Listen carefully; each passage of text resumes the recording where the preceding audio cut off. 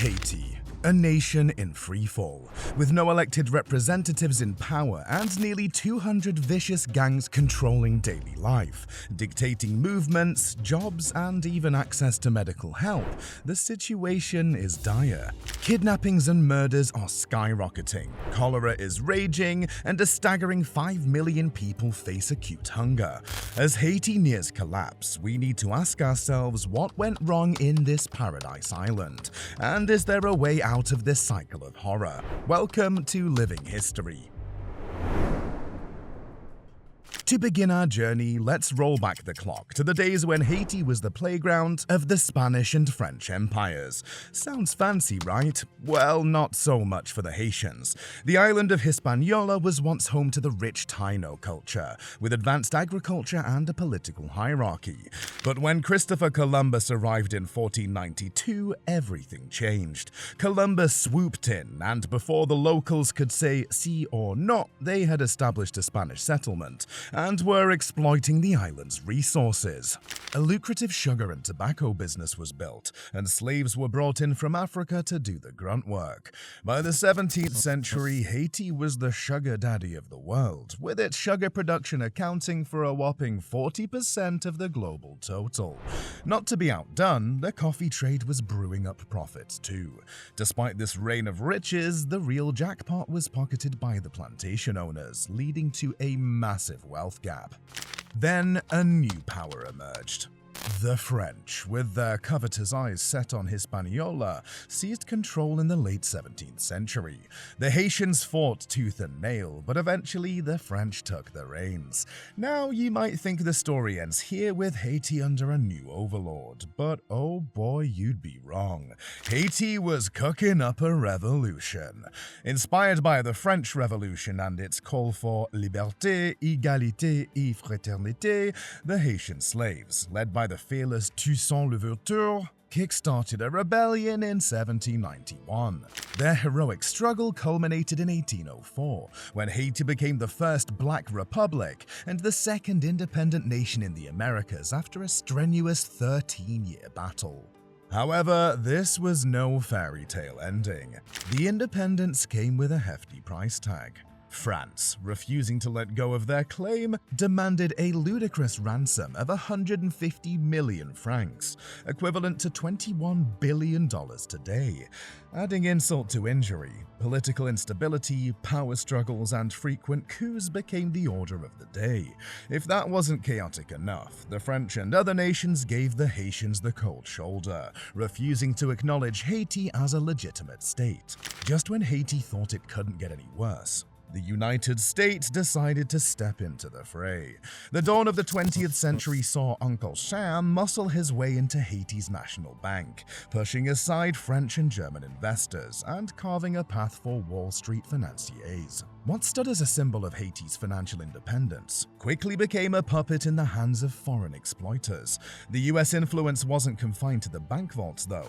In a brazen act in 1914, they seized a hefty $500,000 in gold from Haiti's national bank. That is over $15 million in today's money, causing quite an uproar. Despite Haiti's fervent objections, the US remained unmoved, simply turning a deaf ear to the pleas. The US slowly extended its control to other sectors, leading to the US occupation of Haiti from 1915 to 1934. Waving the flag of stability, the US took on the role of puppet master in Haiti, tinkering with its infrastructure and shaping its policies. Under US governance, Haiti saw advancements in its economy, public health, and education. However, the blatant disregard for Haiti's sovereignty and the stench of old-school American imperialism that came with these improvements left a sour taste in Haitians' mouths. The American occupation, which ended on August 1, 1934, left behind a legacy of foreign intervention, economic dependence, and political instability that continues to shape Haiti's present situation. If you're finding this content insightful and engaging, don't forget to help us by tapping that subscribe button. Enter the Duvalier regime. François Papa Doc Duvalier and later his son Jean-Claude Baby Doc reigned over Haiti from 1957 to 1986. Now, these weren't your average rulers. Papa Doc fancied himself as a voodoo god, ruling with an iron fist and a heart as cold as ice.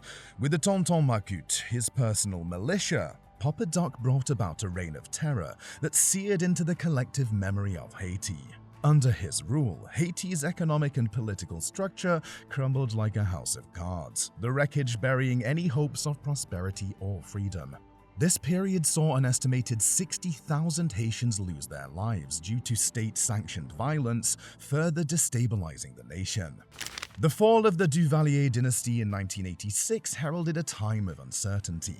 In 1990, Haiti held its first democratic elections, electing Jean-Bertrand Aristide as president. However, his term was plagued by political instability and opposition, leading to his overthrow in 1991.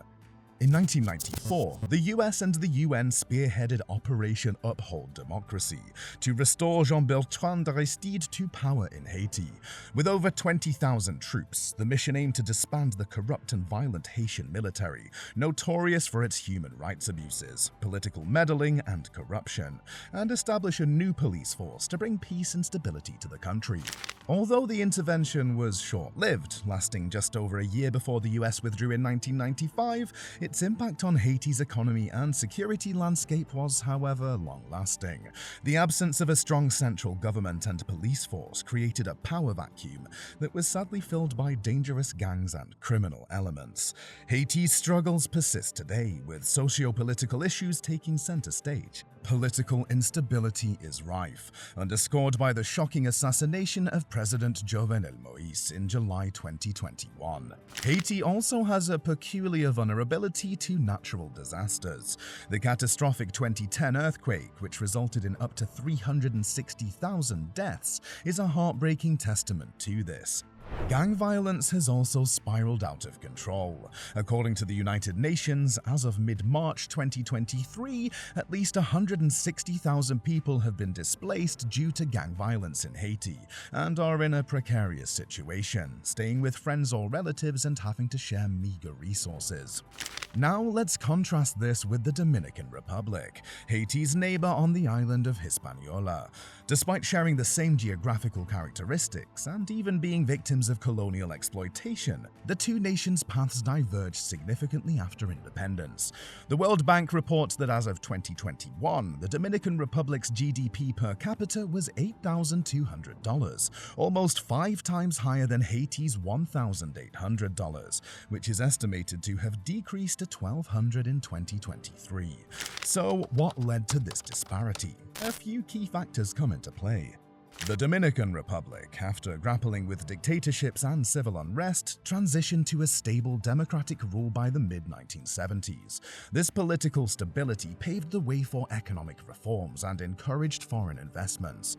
Moreover, the Dominican Republic capitalized on its natural beauty and pleasant climate, turning itself into a tourism haven. In 2019, the Dominican Republic welcomed over 6.4 million tourists, which contributed to over 8% of the country's GDP. Haiti, unfortunately, hasn't been able to leverage tourism due to its socioeconomic challenges. The agricultural sector also played a crucial role. While both countries have a significant agrarian economy, the Dominican Republic managed to diversify its agricultural exports beyond just a few commodities, providing a buffer against price fluctuations on the global market. In essence, both nations sprung from the same roots. Their journeys have been starkly different due to the interplay of historical, political, and economic factors. These juxtaposed paths bring us to the ultimate question: can Haiti turn the tide toward a brighter future? Firstly, remember those schoolyard fights where the bigger kids would intervene to stop the scuffle? Well, we need that in Haiti. But this time, the bigger kids, our international players, must take a more collaborative, empathetic approach. More tutoring in homework, less doing it for them. This means support for democratic institutions and economic development, but in ways that respect Haiti's sovereignty and encourage self-reliance. Secondly, let's focus on Haiti's untapped gold mine: tourism. Picture this: beautiful sandy beaches, vibrant music and dance, fascinating history, and the irresistible aroma of Creole cuisine. Now that sounds like a place you'd want to visit, doesn't it? Haiti's natural and cultural riches are simply waiting to be discovered. The international community can assist by investing in infrastructure and security to make Haiti a coveted spot on every globetrotter's map, just like its neighbor, the Dominican Republic. Now, onto the serious stuff. We need a superhero team, a crime-fighting squad, if you will, to tackle the gang violence. It's a tough nut to crack, but the secret ingredient here is jobs. Jobs bring income and stability and reduce the allure of criminal activity. This could be achieved through investment in sectors like agriculture and manufacturing. And speaking of agriculture, let's not forget that a whopping 50% of Haitians are engaged in this sector. The Dominican Republic played its cards well by diversifying agricultural exports. Haiti too could turn its agri-sector around with the right investment and knowledge sharing. So, any international agriculturists up for a challenge? Finally, I don't know about you, but I feel like the big elephant in the room is the international debt Haiti is saddled with. Remember the staggering $21 billion independence debt imposed by France? An international effort to forgive Haiti's current debt and rectify historical injustices could be a significant step towards freeing up resources for Haiti's development. In a nutshell, Haiti's recovery won't be a quick sprint, but more of a marathon, requiring time, patience, and worldwide teamwork. But remember, underdogs are known for their surprises, so don't count Haiti out just yet. The game isn't over until that final whistle. This is Living History signing out.